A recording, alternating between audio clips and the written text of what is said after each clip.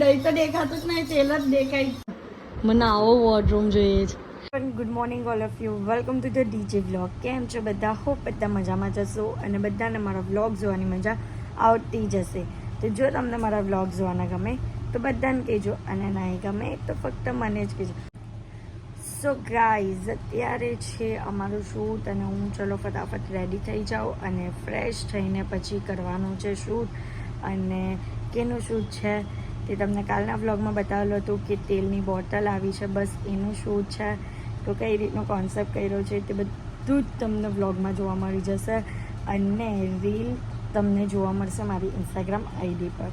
તો બસ ફટાફટ રેડી થઈ જાઓ અને પછી શૂટ સ્ટાર્ટ કરીએ. સો ગાઈઝ, અત્યારે ચાલે છે કુકિંગ ઓઇલનું શૂટ અને હાર્દિક અમને અહીંયાથી એન્ટર થશે.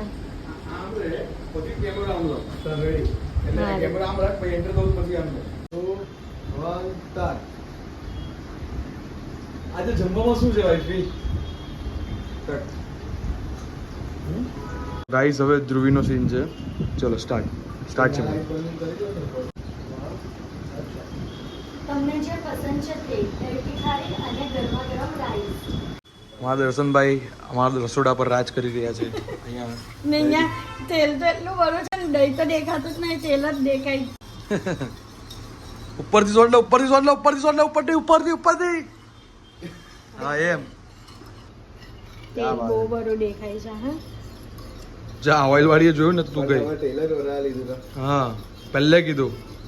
કઈ નહીં, આપણે છે ને થોડું તેલ એમાં બાઉલમાં જ્યારે કાઢવું ને કાઢી નાખ. વાહ ક્યાં બાત.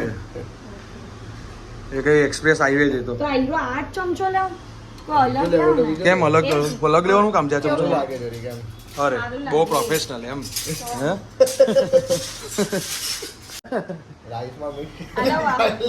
હા, એ લઈ લે. ચાલ, બહુ પ્રોફેશનલ હે તમે. બહુ વાહ, શું વાત છે. વાહ.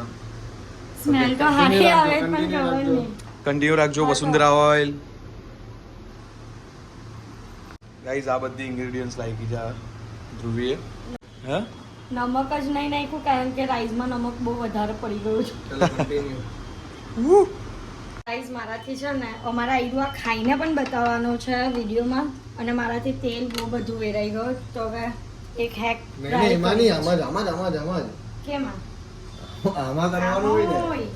એમાં નહીં હોય બધું. ખાવાનામાં જ હોય. જો બરફ નાખે છે ખાવાના. આ તો બરફ પેલું પાણી કરી નાખ્યા. કેવી રીતના હોય બોલો? સ્ટીલનું આવે ને કરચી જેવું, હા. એની અંદર બધા બરફ મૂકી દો અને પછી એમ ગોલ ગોલ ફેરવો તો ચોટી જાય આખું નીચે. અચ્છા, એક મિનિટ, મને નહીં ખબર હે. મેં તો નહીં ખબર હોય તો હું કેમ ખાલી કરે?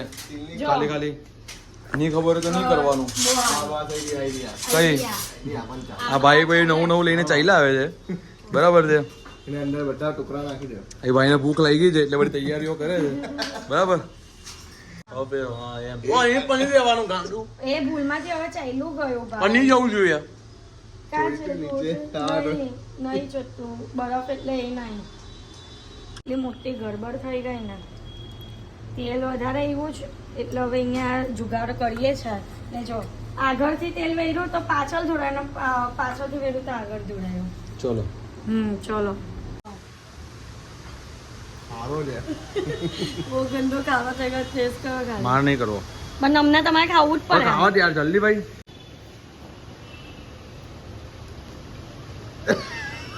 ખાવા માટે રેડી. કેવું બન્યું? કેવું બન્યું? નહીં યાર. સારું નહીં લાગ્યું. તમને એકલો રાઈસ ટેસ્ટ કરો. રાઈસ ખાઓ રે. આની હાથે બરાબર ને? હા, એને બરોબર લઈ. એ તો મેચ થઈ જાય. મને તો એની હાથે પણ નહીં ભાવતું. ચલો ફટાફટ કરો. સો ગાઈઝ, અત્યારે અમે લોકો આવ્યા છે બીજા શૂટ માટે અને અમારું શૂટ કમ્પ્લીટ થઈ ગયું છે. અને અત્યારે અમે લોકો આવ્યા છે અહીંયા પ્રોપર્ટીને જોવા માટે, કારણ કે અમારું શૂટ હતું પ્રોપર્ટીવાળું. તો એટલી મસ્ત પ્રોપર્ટી છે ને, એમ કે તો ચાલે. બહુ જ મસ્ત પ્રોપર્ટી. જો તમને બતાવું. ઓ જો કેટલી સરસ છે. આ ફર્નિચર કર્યા પછી આ રીતની લાગે. આમ તો કેટલે જોઈએ. આ ફ્લેટ છે ન્યુ અલ્ટરમાં છે અને એટલું મસ્ત એકદમ શાંતિવાળો ઇલાકો છે ને, અને તમને જોઈતી હોય ને નારાયણભાઈ તમને મળાવું તમારા નારાયણભાઈને જે અહીંયા બ્રોકર છે અને સ્વાગત કેલિસ્ટા કરીને પ્રોજેક્ટ છે અને તમને જોઈતું હોય ને તો નારાયણભાઈનો કોન્ટેક્ટ કરવાનો. કોન્ટેક્ટ નંબર અહીંયા છે. 1 મિનિટ. નારાયણભાઈને કોન્ટેક્ટ કરીને આ તમને બધું જ જોવા મળી જાય અને એકદમ મસ્ત ડિસ્કાઉન્ટ થઈ જશે. ઓકે તો ચલો આપને અહીંયા બીજું તમને બતાવું. જો આ ટાઈપનું અહીંયા છે. પછી આ રૂમ છે. રૂમ અલમારી તો બહુ જ મસ્ત મને ગમી. આ આખું છે ને પેઇન્ટિંગ કરેલું. વો લાઈટ ચાલુ થાય. મને આ ટાઈપનો જ ડ્રોવર જોઈએ છે અને આ ટાઈપનો જ મને શું કહેવાય એને ભૂલી ગઈ વોર્ડરૂમ. અને આ ટાઈપનો જ વોર્ડરૂમ જોઈએ છે. ઉપર પર્સ મૂક્યા હોય, અહીંયા કપડાં હોય, અહીંયા કપડાં હોય, યા તો અહીંયા પર્સ ને બધું મૂકવું હોય. કેટલું ફાઇન લાગે ગાઈઝ. અને આઈ થિંક આ પણ નીકળે છે. હા અહીંયા જ્વેલરી મૂકી હોય. ઓ અમેઝિંગ. પછી અહીંયા ખોલીને જોઈએ. ઓ અહીંયા પણ સેમ જ છે. આ એક રૂમ હતો. હવે આપણે બીજો રૂમ જોઈએ. ચલો બીજો રૂમ જોઈએ. જો ગાઈસ મને તો ગમ્યું. હવે બીજો રૂમ જોઈએ. બીજો રૂમ આ ફાઇન છે વધારે. ઓ આ પણ મસ્ત છે. પછી ઓ વાવ આ વોર્ડરૂમ અમેઝિંગ છે.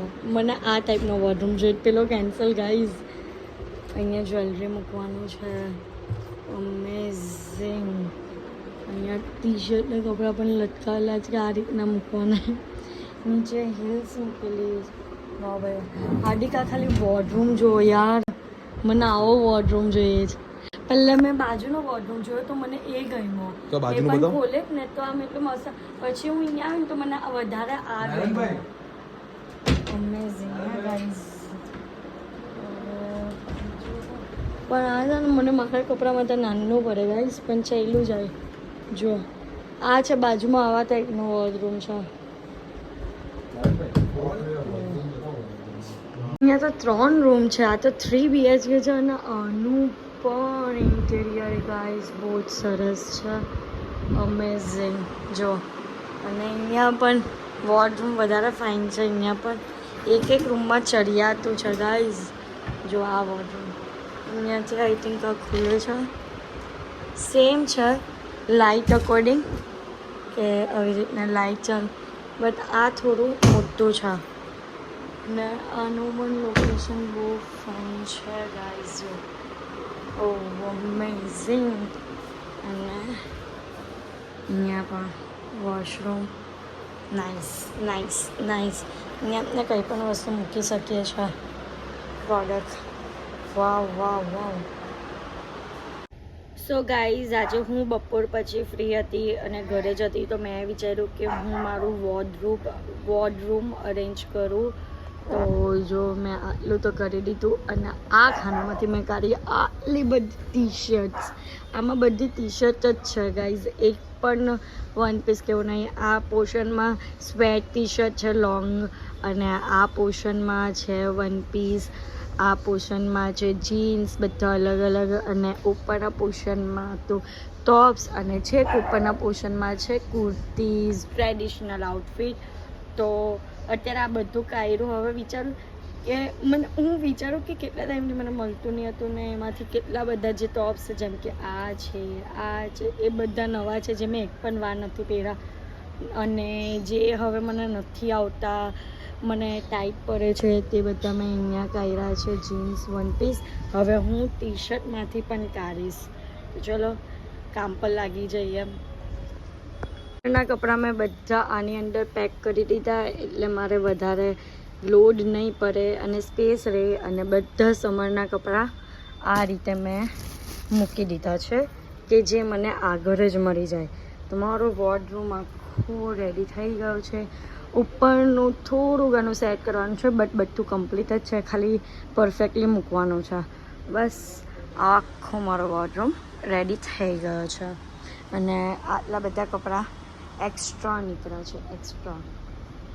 સો ગાઈઝ અત્યારે અમે લોકો રાતનું બહાર ડિનર કરવા આવ્યા છે અને આજે અમે લોકો ડિનર કરવા આવ્યા છે ડેન્સમાં અને અમે સૂપ મંગાવી લીધું છે. અમારો પીઝા આવે છે. ગાઈઝ પીઝા આવી ગયા છે. ગાઈઝ અહીંયા રાઈસ પણ આવી ગયો છે, ટાકોસ પણ આવી ગયો છે અને અમારી સાથે જો કોણ આવેલું છે.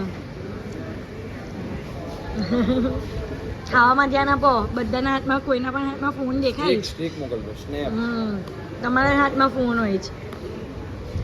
સો ગાઈઝ ડિનર બધું કરી લીધું છે અને આજના માટે આટલું જ. તો તમને મારો આજનો વ્લોગ ગમતો હોય તો લાઇક શેર એન્ડ સબસ્ક્રાઈબ કરવાનું ભૂલતા નહીં અને જેમ સપોર્ટ કરો છો તેમ જ સપોર્ટ કરજો. Love you guys. બાય.